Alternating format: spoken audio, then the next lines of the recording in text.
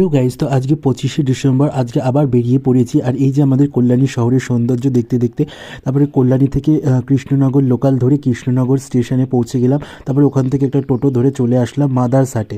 এখানে আমার অনেক দিনের আসার ইচ্ছে ছিল। আর এখানে দেখো মাদার্স আর একটা মানে মা আর শিশুর যে একটা সম্পর্ক, সেটা দিয়ে একটা সিম্বল করা রয়েছে। তারপরে এখানে বিভিন্ন রকমের জিনিসের দোকান বসেছিল। আর এই যে এখানে কুপন কাটতে হচ্ছিল, তো আমাদের নাম ছিল 110-এ।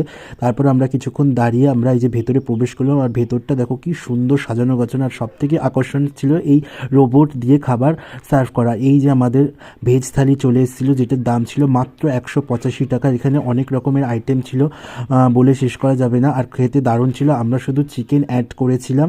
এই যে ছানার ডালনা ছিল, পোলাও ছিল, ডাল, সবজি, চাটনি, পাঁপড়, আমদই, মিষ্টি, তারপরে ঝুরি ঝুরি আলু ভাজা, স্যালাড, সব কিছু ছিল। তারপরে এখান থেকে আমরা বেরিয়ে গেলাম আর চার্চের পথে।